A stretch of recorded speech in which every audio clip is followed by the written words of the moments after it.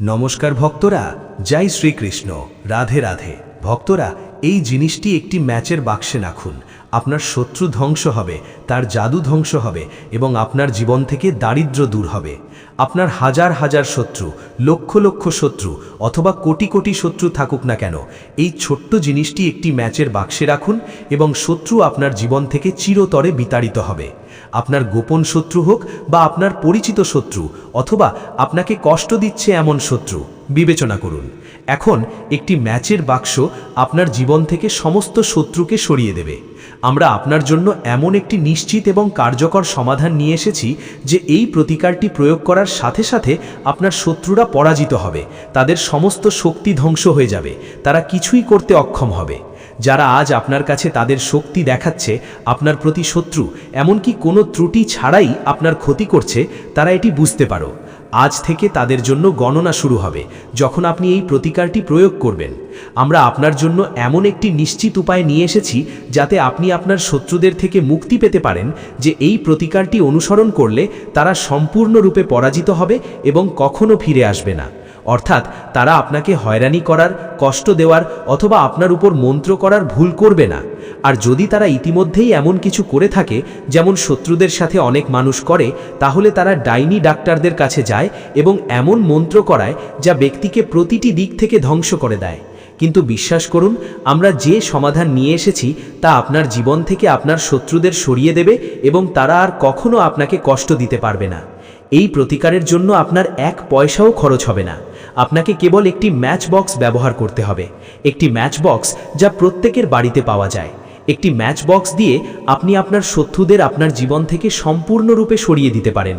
তারা আপনাকে আর কখনো বিরক্ত করবে না। আপনি যখন এই সহজ ম্যাচ বক্স প্রতিকারটি ব্যবহার করেন, তখন আপনাকে কেবল ম্যাচ বক্সে একটি জিনিস রাখতে হবে। কোন জিনিসটি কিভাবে রাখবেন, কোন দিনে এই প্রতিকারটি করবেন, আমরা ভিডিওতে সব কিছু ব্যাখ্যা করব। তবে তার আগে আপনাকে জয়কার জপ করতে হবে। দেখুন, প্রথমে জয়কার জপ করুন, কারণ আপনি জপ করার সাথে সাথেই আপনি সরাসরি বালাজি মহারাজের আশীর্বাদ পাবেন। তাই সম্পূর্ণ নিষ্ঠার সাথে জয় শ্রীরাম বা জয় বালাজি মহারাজ লিখতে ভুলবেন না। এটি নিশ্চিত করবে যে আপনি এবং আপনার পুরো পরিবার বালাজি মহারাজের আশীর্বাদ পাবেন। কারণ যারা তার আশীর্বাদ গ্রহণ করেন তারা কখনো ক্ষতির সম্মুখীন হন না, তারা সর্বদা উন্নতি লাভ করেন। অতএব ভিডিওটি লাইক করতে ভুলবেন না এবং পরম সত্য চ্যানেলটি সাবস্ক্রাইব করতে ভুলবেন না, কারণ বালাজি মহারাজের আশীর্বাদে আপনি আপনার সমস্যার সমাধান খুঁজে পান। এই ভিডিওটি আপনার কাছে পৌঁছে, প্রতিকারগুলি আপনার কাছে পৌঁছে। যদি আপনার কাছে তার আশীর্বাদ থাকে, তবে তার আশীর্বাদ বজায় থাকুক এবং আপনার ঘর সর্বদা সম্পদ, সুখ এবং সমৃদ্ধিতে ভরে উঠুক। বালাজি মহারাজ আপনাকে এই আশীর্বাদ করুন। তাই আসুন দ্রুত প্রতিকারটি নিয়ে আলোচনা করি। মহিলারা এটি করতে পারেন এবং পুরুষরা এটি করতে পারেন। আপনি যে কোনো দিন এটি করতে পারেন, তাই না? বুধবার, শনিবার, রবিবার। আপনি অমাবস্যা তিথিতেও এই প্রতিকারটি করতে পারেন। সুতরাং অন্য কথায় আপনি যে কোনো দিন এই প্রতিকারটি করতে পারেন, কারণ এটি একটি মন্ত্র এবং মন্ত্র যে কোনো দিন করা যেতে পারে, তাই না? আপনি কোনো লুকানো শত্রুর জন্য বা আপনার পরিচিত লোকেদের জন্যও এই প্রতিকারটি করতে পারেন। আপনার কখন এটি করা উচিত? আপনি যে কোনো সময়, সকাল, সন্ধ্যা বা বিকেলে এই প্রতিকারটি করতে পারেন। তাহলে আসুন এটি সম্পর্কে কথা বলি। প্রতিকারটি বিবেচনা করুন। যদি তুমি এখনও জয়কার না বলে থাকো, তাহলে দ্রুত জয়কার জপ করো। প্রথমে তোমাকে একটি ম্যাচের বাক্স নিতে হবে, একটি পূর্ণ ম্যাচের বাক্স। ম্যাচের বাক্সটা পূর্ণ থাকতে হবে, ভেতরে ম্যাচের কাঠি থাকবে। খালি ম্যাচের বাক্স ব্যবহার করা একেবারেই উচিত নয়। পুরো ম্যাচের বাক্স ব্যবহার করো। এছাড়াও একটি ছোট্ট কাগজের টুকরো নাও। কাগজে কোনো রেখা বা লেখা নেই, সরল সাদা কাগজ। তোমার আর কি দরকার? একটা কালো কলম, একটা কালো মার্কার। তুমি সেটাও ব্যবহার করতে পারো। যে কোনো কলম নাও, এটা কালো হওয়া উচিত। এখন তুমি কি করবে? তুমি যে কাগজটা নিয়েছো তাতে তোমার শত্রুর নাম লিখো, তাই না? যদি তুমি তোমার শত্রুর নাম জানো, তাহলে তা গ্রহণ করো। তুমি হয়তো তোমার শত্রুর নাম জানো না, অথবা তোমার অনেক শত্রু থাকতে পারে, অথবা তোমার এমন লুকানো শত্রু থাকতে পারে যাদের সম্পর্কে তুমি জানো না, কারণ কেউ লুকানো শত্রুকে শনাক্ত করতে পারে না। অনেকেই জানে যে লুকানো শত্রু আছে, আমরা যে কোনোভাবে খুঁজে বের করি, কিন্তু অর্ধেকেরও বেশি ক্ষেত্রে গোপন শত্রু অজানা থাকে। তাই নাম লেখার পরিবর্তে তুমি স্লিপে শত্রু বা লুকানো শত্রু লিখতে পারো। এতে তোমার বেশি লাভ হবে। কি হবে? তোমার সমস্ত শত্রু 2, 3, 4, 1000 যতই হোক না কেন পরাজিত হবে এবং তোমার জীবন থেকে সরিয়ে দেওয়া হবে, অর্থাৎ তাদের সম্পূর্ণ শক্তি ধ্বংস হয়ে যাবে। তারা তোমার ক্ষতি করতে পারবে না। তাই তারা তোমার ক্ষতি করার, আর্থিক ক্ষতি করার অথবা তোমার ব্যবসা নষ্ট করার যতই চেষ্টা করুক না কেন তারা কিছুই করতে পারবে না। তাই তোমাকে স্লিপে নাম লিখতে হবে, অথবা নামের পরিবর্তে শত্রু লেখাই ভালো। শত্রু লেখা আছে।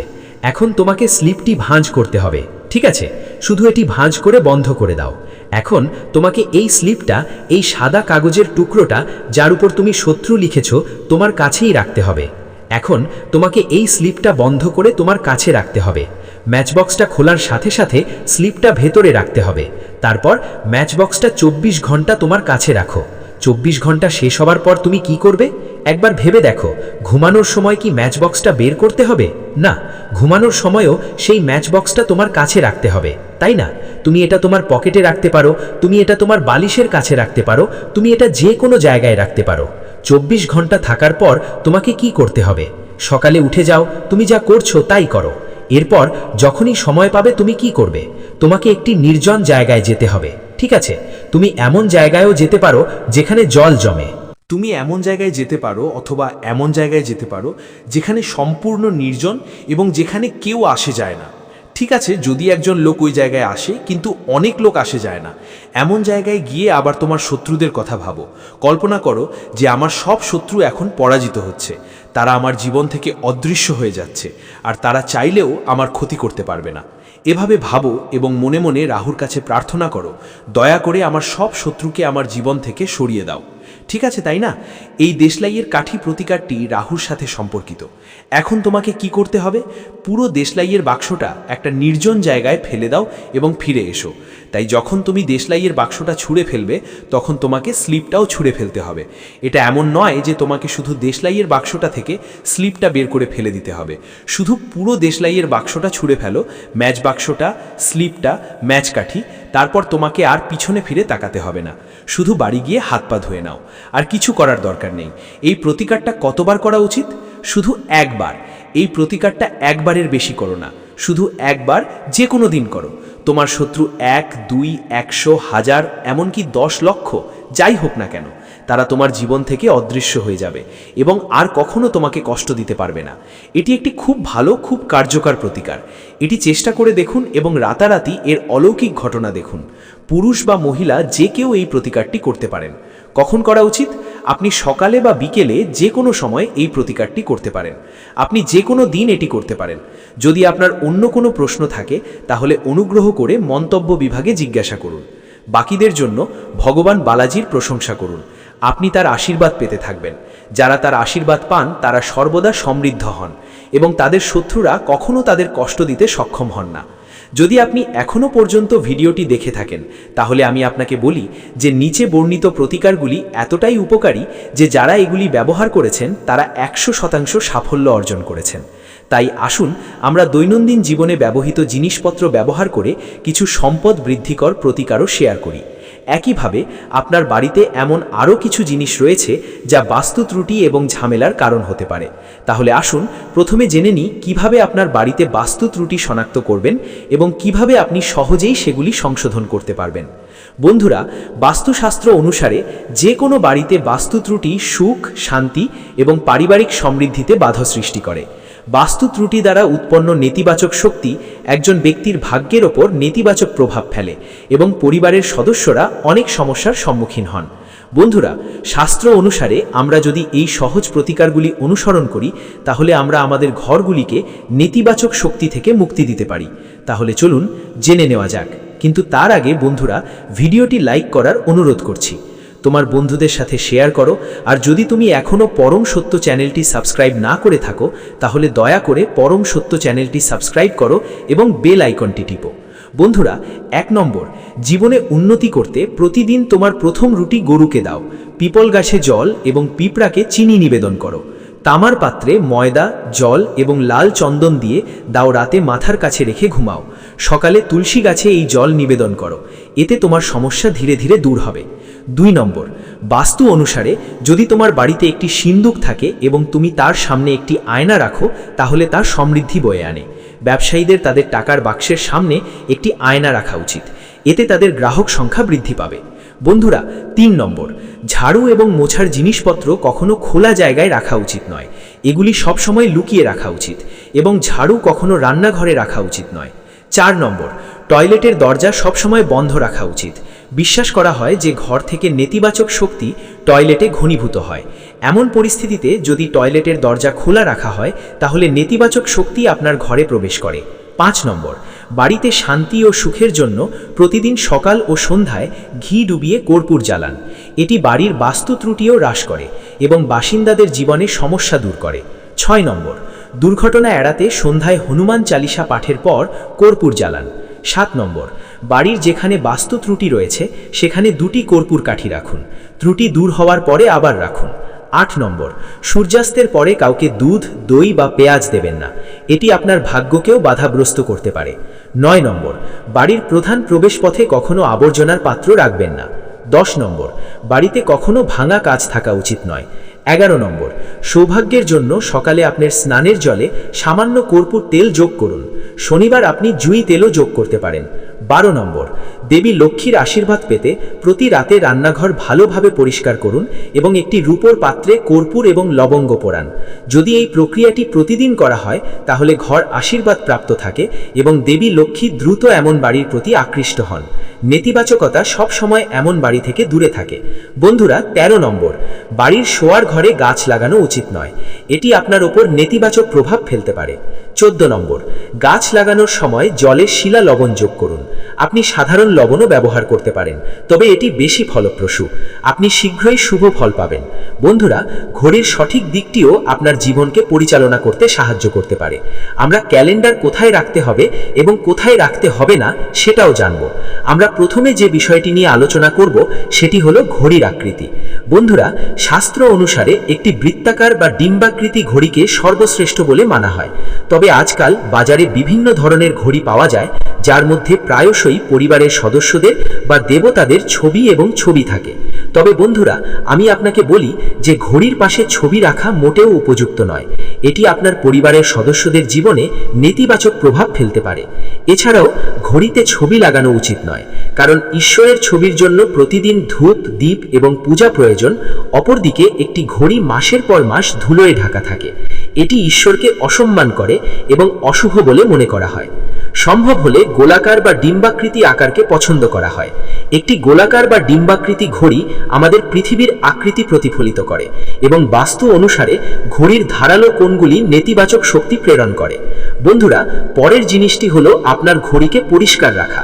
পরিষ্কারচ্ছন্নতা নিশ্চিত করুন, ধুলো জমতে দেবেন না এবং আপনার ঘড়ি কোনো হানি থেকে মুক্ত থাকা উচিত। ঠিক যেমন আমরা সকলেই চাই আমাদের জীবনে সবকিছু ভালো এবং উন্নত হোক, আমরা আমাদের চেহারা উন্নত করার জন্য নতুন পোশাক এবং গয়না পরি। একইভাবে আপনার বাড়ির ঘড়িটি পরিষ্কার এবং নতুন রাখা উচিত, কোনো ক্ষতি থেকে মুক্ত। আপনার ভাগ্য নষ্ট না হওয়ার জন্য নিয়মিত ঘড়ির ধুলো এবং মাকড়সার জাল পরিষ্কার করুন। বন্ধুরা, অনেক পরিবারের পুরনো গাড়ি মেরামত এবং চালানোর অভ্যেস আছে। যখন একটি নতুন ঘড়ি এক জায়গায় আসে, তখন তারা অন্য কোথাও পুরনোটি প্রতিস্থাপন করে। মনে রাখবেন, ঘরে কখনো পুরনো, ভাঙা, ধুলোবালিযুক্ত বা বন্ধ ঘড়ি রাখবেন না। কেন? এটি ঘরে নেতিবাচকতা এবং দারিদ্র্য নিয়ে আসে। ঘরে ভাঙা ঘড়ি রাখলে একজন ব্যক্তির জীবনে নতুন সুযোগ প্রবেশ করতে বাধা দেয়, যা তাদের কাজে সাফল্য অর্জনে বাধা দেয়। পরবর্তী জিনিসটি আপনাকে মনে রাখতে হবে তা হলো ঘড়ির সঠিক দিক। ঘড়িটি কখনোই দক্ষিণ দিকে স্থাপন করা উচিত নয়। দক্ষিণ দিককে যমলোকের দিক হিসাবে বিবেচনা করা হয়। সময়ের চূড়ান্ত চক্র এখান থেকেই শুরু হয়। অতএব বাস্তুশাস্ত্রে এই দিকটিকে ঘড়ির জন্য অশুভ বলে মনে করা হয়। আপনি ঘড়িটি বাড়ির উত্তর, পূর্ব বা পশ্চিম দিকে রাখতে পারেন, কিন্তু মনে রাখবেন যে প্রধান দরজা, ঘরের দরজা অথবা প্রবেশ এবং প্রস্থানের জন্য ব্যবহৃত অন্য কোনো দরজার ওপরে কখনো ঘড়ি রাখা উচিত নয়। এটি আপনার চলাচল এবং দৈনন্দিন রুটিনকে প্রভাবিত করতে পারে। বন্ধুরা, ঘড়ির সাথে সাথে ক্যালেন্ডারের কথাও মনে রাখবেন। ঘড়ি সময়ের প্রতীক হলেও ক্যালেন্ডার তারিখের হিসাব রাখে। পূর্ব বা উত্তর দিকে মুখ করে দেয়ালে ক্যালেন্ডার কখনো রাখা উচিত নয়। এটি বাস্তু ত্রুটি তৈরি করে। এবং দয়া করে আপনার বাড়িতে নতুন ক্যালেন্ডারের পাশাপাশি পুরনো ক্যালেন্ডার কখনো রাখবেন না। বন্ধুরা, ঘড়ি এবং ক্যালেন্ডার উভয়ই ভবিষ্যতের সূচক।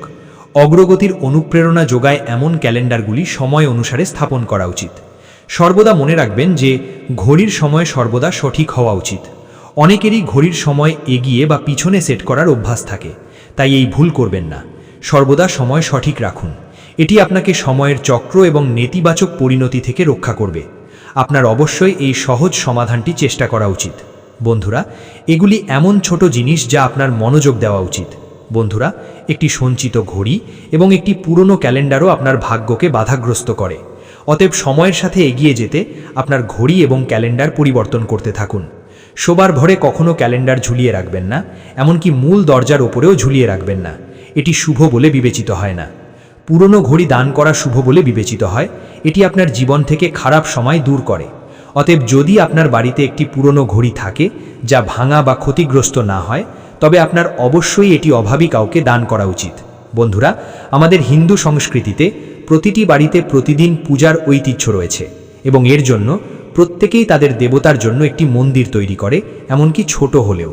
নিয়মিত পূজা কেবল মানসিক শান্তিই আনে না, বরং পুরো ঘরকে ইতিবাচক শক্তিতে ভরিয়ে দেয়। তবে এটাও সত্যি যে পূজা করার জন্য কিছু নিয়ম রয়েছে যা আমরা যদি অনুসরণ না করি তাহলে আমরা আমাদের প্রার্থনার সুফল পুরোপুরি পেতে পারি না। পূজা করার নিয়ম প্রাচীনকাল থেকেই প্রচলিত এবং আধ্যাত্মিক এবং বৈজ্ঞানিক দৃষ্টিকোণকে মাথায় রেখে একটি শক্ত ভিত্তির ওপর ভিত্তি করে তৈরি। অতএব আমাদের কখনোই এই নিয়মগুলিকে উপেক্ষা করা উচিত নয়। এমনই একটি গুরুত্বপূর্ণ নিয়ম হলো নাদ, ধ্বনিত শব্দ, যা আমরা পূজার সময় বাজাই। শাস্ত্রে এটি বাজানোর জন্য কিছু নিয়ম নির্ধারণ করা হয়েছে। ধর্মগ্রন্থগুলিতে দেবতাদের সামনে ঘণ্টা বাজানোর গুরুত্ব বর্ণনা করা হয়েছে, যা আমরা এই কৃষ্ণ শ্লোকের মাধ্যমে বুঝতে পারি। আগম অর্থ মধুরম, গমন অর্থম তু রাক্ষসম, ঘণ্টারম করুমি আদো, দেবতা আহ্বান চরণ। এর অর্থ হল ঘণ্টা বাজানো দেবতাদের আগমন এবং অসুরদের বিতাড়নের প্রতীক, এবং আমরা সেই ঘণ্টাগুলির প্রতি শ্রদ্ধা জানাই যা আমাদের অসুরদের হাত থেকে রক্ষা করে।